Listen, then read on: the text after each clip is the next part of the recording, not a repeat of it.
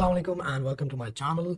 आज हम डिस्कशन कर रहे हैं एक बहुत ही इंपॉर्टेंट टॉपिक पे जो कि है एआई एंड एजुकेशन। अब हो ये रहा है कि एजुकेशन बहुत तेजी से पिछले 100 साल से एडवांस कर रही थी और वही एक ट्रेंड चला आ रहा था कि आपने बेसिकली जाके एग्जाम देना है, रिटन एग्जाम होगा, आपको टेस्ट किया जाएगा कि क्या आपने किया है क्या नहीं किया। उसके बाद असाइनमेंट्स वगैरह आ गई हैं। असाइनमेंट्स में देखा जाता है कि जी आप घर जाके अपनी असाइनमेंट कंप्लीट कर लें, सबमिट करा दें, उससे पता लग जाता है आपको कॉन्सेप्ट असल में समझ आया है कि नहीं। तो सवाल ऐसे बनाए जाते थे कि समझ आया है कि नहीं, ये मेन प्रायोरिटी होती थी बेसिकली आपके एग्जाम्स की। बट अब एआई जो आ चुकी है उससे हुआ ये है कि अब हमें पता लग रहा है कि एआई वही चीजों के जवाब वो बेहतर दे सकती है इंसानों से। तो किस तरह एजुकेशन सिस्टम इसमें चेंज होगा। अब पिछले दिनों मैं एक प्रोफेसर के साथ बैठा हुआ था और इसी बात पे डिस्कशन हो रही थी कि किस तरह यूनिवर्सिटीज इन चीजों को अडेप्ट करेंगी। अब इस वक्त जो स्टेज चल रही है वो बहुत एक एम्बिगुअस स्टेज है, बिकॉज कुछ यूनिवर्सिटीज फ्रंट एंड पे इसको यूज कर रही है कि भाई हमने इसको अडेप्ट करना है, कुछ थोड़ा बैक एंड पे जा रही है, वो कह रही है नहीं जी हमने इसको अडेप्ट नहीं करना, बल्कि हम इसको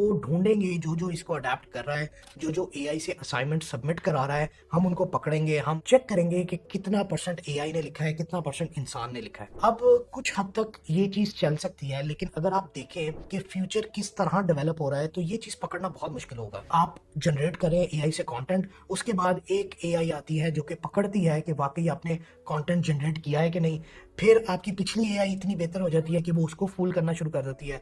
तो ये एक किस्म का रैट रेस ही है, एक किस्म का लूप है जिसकी कोई एंड नजर नहीं आ रहा। तो क्या वाकई हमें ये चीज इंप्लीमेंट करनी चाहिए कि हम बच्चों को पकड़ें कि भाई किसने एआई से असाइनमेंट करवाई, किसने एआई से असाइनमेंट नहीं करवाई, और क्या ये एथिकली ये चीज सही है कि नहीं, ये एक बहुत बड़ा सवाल है। तो मेरा ओपिनियन इसमें बहुत सिंपल है कि अगर आप बेसिकली अपना सिस्टम अडेप्ट नहीं कर रहे तो आप बेसिकली पीछे रह जाएंगे। अब इसकी मिसाल मैं आपको देता हूं एक सिंपल ड्रिल मशीन से। लेट्स से इंडस्ट्री एक रेवोल्यूशनाइज हो रही है और होता ही है कि आपके इनिशियली स्क्रू ड्राइवर यूज होते हैं इंडस्ट्री के अंदर। तो जैसे ही मोटर्स की इन्वेंशन होती है तो ड्रिल मशीन्स आ जाती हैं। अब ड्रिल मशीन्स आती हैं तो बजाय वर्कर्स को ड्रिल मशीन देने के और उसको एज ए टूल यूज करने के ताकि जल्दी चीजें मैन्युफैक्चर और प्रोड्यूस हो सके, आप जी एक मेटल डिटेक्टर लगा देते हैं और आप कहते हैं जी कोई भी अगर मोटर लेके आएगा ना फैक्ट्री के अंदर तो उसको हम बैन कर देंगे। तो ये चीज जो है ये काउंटर इंट्यूटिव है और इसका बहुत नुकसान होगा इन द लॉन्ग रन। अभी शायद आपको थोड़ा फायदा हो जाए, लेकिन इन द लॉन्ग रन ये चीज नहीं चलेगी। अगर ड्रिल मशीन आ गई है तो उसको अडेप्ट करें, उसको एज अ टूल यूज करें और उससे फायदा हासिल करके अब आप ज्यादा मैन्युफैक्चरिंग कर सकते हैं। इसी तरह अगर एआई आपकी राइटिंग बेहतर कर सकती है, एआई आपको ज्यादा अच्छा समझा सकती है, तो अब असाइनमेंट्स और क्विजेस और टेस्ट इस तरह के करने पड़ेंगे आपको जो कि एआई की हेल्प लेके आप कर सकें। ये ना हो कि आप कंप्लीटली एक्सपेक्ट करें कि स्टूडेंट्स तो जी बहुत ही माशाल्लाह बहुत अच्छे हैं जी, उन्होंने तो एआई को छेड़ना भी नहीं, उन्होंने तो टच भी नहीं करना। अब एआई की एक फील्ड आ चुकी है जिसको कहा जाता है प्रॉम्प्ट इंजीनियरिंग। अब प्रॉम्प्ट इंजीनियरिंग क्या है? बेसिकली आप अगर कम्युनिकेट नहीं कर सकते ना एआई के साथ तो आप उसको समझा नहीं सकते आपको क्या चाहिए। अगर आपको सही तरीके से पता होना कि आपने समझाना कैसे है तो आप उसको ये भी बता सकते हैं कि भाई इस तरह लिखो जैसे ह्यूमंस लिखते हैं। उसके पास बहुत डाटा है जो जिससे उसको पता लग जाता है कि ह्यूमंस लिखते किस तरह है, तो वो उस चीज को भी अडेप्ट कर सकता है। तो ये कहना कि एआई डिटेक्टर ढूंढ लेंगे जी, उसमें हम टेस्ट करेंगे जी 90% एआई ने लिखा है, 20% एआई ने लिखा है तो फिर ठीक है, तो ये सारी चीजें बेसिकली आपको पीछे लेके जा रही हैं ना कि आगे लेके जा रही हैं। तो इसका सही तरीका जो है जो फ्यूचर में भी इंप्लीमेंट होगा वो ये होगा कि एआई को यूज करते हुए आपने असाइनमेंट बनानी है। अब जाहिर बात है हर चीज एआई इस वक्त नहीं कर सकती, तो आपने वो चीजें देखनी है कि जो आपकी लर्निंग में फायदा दें और एआई को यूज करते हुए आप इस इंप्लीमेंट करें, उन चीजों पे आपने फोकस करना है। अगर आप इन चीजों पे फोकस करेंगे कि नहीं जी हमने ब्लॉक करना है, हमने रोकना है, हमने एआई को कंस्ट्रेन करना है एक जगह पे, तो उस चीज का लॉन्ग टर्म में फायदा नहीं होगा। हाँ, इस वक्त आप कुछ बच्चे पकड़ लेंगे, इस वक्त आप एजुकेशन सिस्टम को थोड़ा सा स्टेबलाइज कर लेंगे, लेकिन इन द नियर फ्यूचर जब एआई ने ज्यादा एक्सपैंड होना है तो फिर ये चीज बहुत मुश्किल हो जाएगी। स्पेशली इस वक्त एआई जो है वो बहुत रिस्ट्रिक्टिव है और जो एआई इस वक्त प्रोड्यूस हो रही है उसको हम वीक एआई कहते हैं। इन द फ्यूचर एक एआई प्रोड्यूस होगी जिसको कहते हैं एजीआई। बेसिकली आर्टिफिशियल इंटेलिजेंस होती है जर्नल टर्म्स कि जेनेरिक आर्टिफिशियल इंटेलिजेंस। इस वक्त जो आर्टिफिशियल इंटेलिजेंस है वो बड़ी स्पेसिफिक है, वो आपको एक टास्क करके दे देगी, लेकिन ह्यूमंस जो है वो मल्टीपल टास्क कर सकते हैं और अच्छे तरीके से कर सकते हैं। फॉर एग्जाम्पल आप ड्राइविंग भी कर सकते हैं, आप रिटन टेक्स्ट भी लिख सकते हैं, आप वीडियो भी बना सकते हैं, आप बातें भी कर सकते हैं, आप बहुत सी चीजें कर सकते हैं। लेकिन एक एआई जो है वो लिमिटेड है एक चीज में। फॉर एग्जांपल चैट जीपीटी जो है वो गुड है टेक्स्ट लिखने के अंदर, ठीक है। अब उसी का एक डिफरेंट एआई है जो कि ऑडियो जनरेशन के लिए अच्छा है। अब उसका एक और एआई है जिसको हम डॉल ही कहते हैं, वो इमेज जनरेशन के लिए अच्छा है। मतलब ये सारी चीजें डिफरेंट हैं, ये एक ही एआई नहीं कर रही। तो इन नियर फ्यूचर एजीआई जो है वो आपका नेक्स्ट स्टेप होगा, जो कि बेसिकली जनरल इंटेलिजेंस के साथ आएगा। वो आपका एक रोबोट असिस्टेंट बन जाएगा जो कि आपको हर चीज में कैटर कर सकेगा। उस वक्त सवाल ये पैदा होगा कि क्या जेनेरिक चीजों की, क्या टेक्स्ट बुक्स की हमें कितनी जरूरत रह जाएगी। इस वक्त जो अच्छे मॉडल नहीं भी है ना एआई के, जो सिंपल मॉडल्स हैं, जो कि लेट से 4 GB का, 8 GB का, 10 GB का मॉडल है ना, जो कि सिंपली आपके लैपटॉप में भी रन हो जाता है, उस लैपटॉप के अंदर जो आपका एआई रन हो रहा है उसके पास कंप्लीट डाटा है हिस्ट्री का। जी हाँ, विकीपीडिया का टोटल डाटा जो है वो 22 GB का है, और वो सारा डाटा एक सिंपल छोटे एआई के अंदर भी स्टोर्ड होता है। तो इस वक्त कोई जरूरत नहीं है आपको ऑनलाइन जाके चेक करने की। आप हिस्ट्री के लेसन्स, आप फैक्चुअल बातें आराम से पता कर सकते हैं। आइंस्टाइन से किसी ने कभी पूछा लाइट की स्पीड क्या है, तो उसने ये जवाब दिया कि ये चीज एक फैक्ट है, ये एक नंबर है, इसका मेरे दिमाग में रहना जरूरी नहीं है। तो मुझे ये क्यों पता हो, मैं क्यों ऐसी इंफॉर्मेशन रटने बैठूं या सीखने बैठूं जिसका मुझे फायदा नहीं है। अगर मुझे स्पीड ऑफ लाइट की इंफॉर्मेशन चाहिए तो मैं 36,000 किताबें खोल के किसी भी किताब में देख सकता हूँ कि स्पीड ऑफ लाइट क्या है।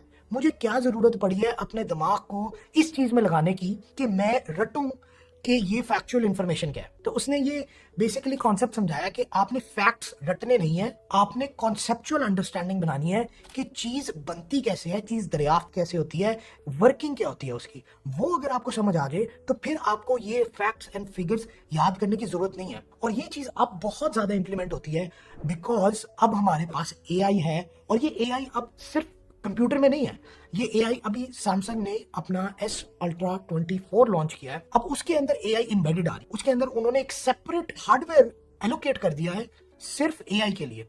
इसका मतलब है कि इन नियर फ्यूचर आपके सारे मॉडल्स आहिस्ता आहिस्ता आपके मोबाइल्स में भी चलना शुरू हो जाएंगे। तो ये जो गूगल का डाटा है और ये जो आप इंटरनेट से डाटा उठाते हैं, जो कि अगेन फैक्चुअल डाटा होता है, उसकी जरूरत ही नहीं पड़ेगी। आपने सिर्फ बोलना है और वो आपको फैक्चुअल इंफॉर्मेशन, एग्जैक्टली कंसाइज और डेंस इंफॉर्मेशन देगा, और आपको बाकी कहीं और जाने की जरूरत ही नहीं पड़ेगी। और अब जो एआई मॉडल्स आ चुके हैं चैट जीपीटी 4 जैसे, उनके अंदर जो इनपुट डाटा है वो एक किताब जितना डाल सकते हैं आप। जी हाँ, जो चैट जीपीटी 4 है उसका कॉन्टेक्स्ट इनपुट जो है वो 128,000 टोकन्स है, जिसका मतलब है वो ऑलमोस्ट 1 लाख वर्ड्स इनपुट कर सकता है, जो कि बेसिकली एक किताब जितना होता है। तो आप उसको पूरी की पूरी किताब दे सकते हैं और वो उसकी समरी भी बना देगा, वो उसमें से सवाल जवाब भी आपने पूछने हैं, वो सारी चीजें आपको करके दे सकता है एट दिस गिवन मोमेंट। तो फिर सवाल ये पैदा होता है कि इन किताबों का फिर क्या फायदा है। इस वक्त दुनिया सोच रही है कि एआई को किस तरह यूज करना है, किस तरह इंप्लीमेंट करना है,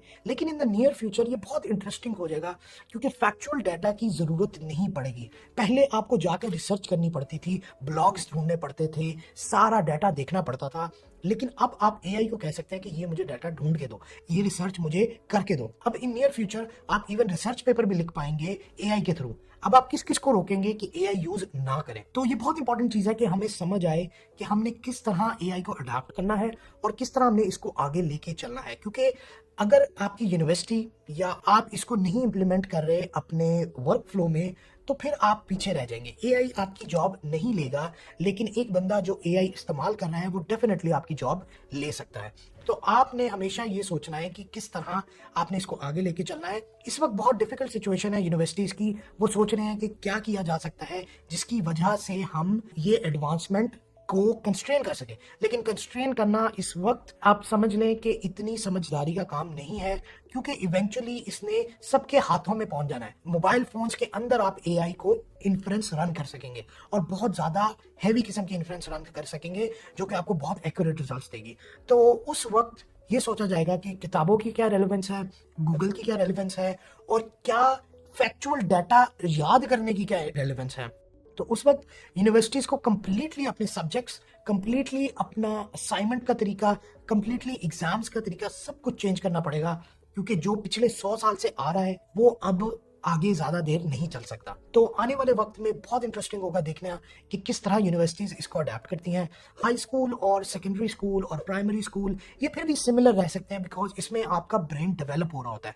जब एक दफ़ा आपका ब्रेन डेवलप हो जाता है, उसके बाद आप किस चीज़ पे अपना वक्त लगाते हैं, तो ये एक बहुत बड़ी अपॉर्चुनिटी होगी। तो ये एक बहुत बड़ा गैप आएगा यूनिवर्सिटीज़ में इन द नियर फ्यूचर, जिसके अंदर कुछ यूनिवर्सिटीज़ जो अडेप्ट करके आगे निकल जाएंगी वो बहुत आगे निकल जाएंगी, और जो नहीं अडेप्ट कर पाएंगी वो बहुत पीछे जाना शुरू हो जाएंगे। तो देखेंगे हम भी, आप भी देखेंगे कि किस तरह यूनिवर्सिटीज़ इनको अडेप्ट करती हैं। अगर आप यूनिवर्सिटी में पढ़ रहे हैं तो इस चीज़ का ध्यान रखें, देखें कहाँ पे आपकी यूनिवर्सिटीज़ क्या चेंजेस ला रही है, हमारे साथ भी शेयर करें, हम भी देखना चाहते हैं, क्योंकि इसका आंसर इतना सिंपल नहीं है, इतना आसान नहीं है कि हाँ जी एआई इंप्लीमेंट कर दें और दैट्स इट। किस तरह इंप्लीमेंट होगी, किस तरह उसको यूटिलाइज किया जाएगा, क्योंकि एजुकेशन का मकसद ही यही है कि आपकी कॉन्सेप्चुअल लर्निंग बेहतर हो। अगर वो नहीं बेहतर हो रही तो फिर हमें कोई फ़ायदा नहीं होगा। आई होप आपको आज कुछ पॉइंटर्स मिले होंगे एजुकेशन और एआई पर, और आप इस पे गौर व फिक्र करेंगे, और मे बी आप इसका हिस्सा भी बनेंगे इन द नियर फ्यूचर। क्योंकि आज आप पढ़ रहे हैं तो हो सकता है कि जब तक आपके बच्चों की बारी आए तो ये चीज़ सारी डिफरेंट हो गई हो, सब चेंज हो गई हो। तो लेट्स सी एआई किस तरह एडवांस करती है, और कमेंट्स में ज़रूर बताएं कि आपको ये वीडियो कैसी लगी और आपकी क्या राय है, एजुकेशन का क्या बनेगा और एआई किस तरह इसको चेंज करेगी। तो that is it for today. I will see you in the next one.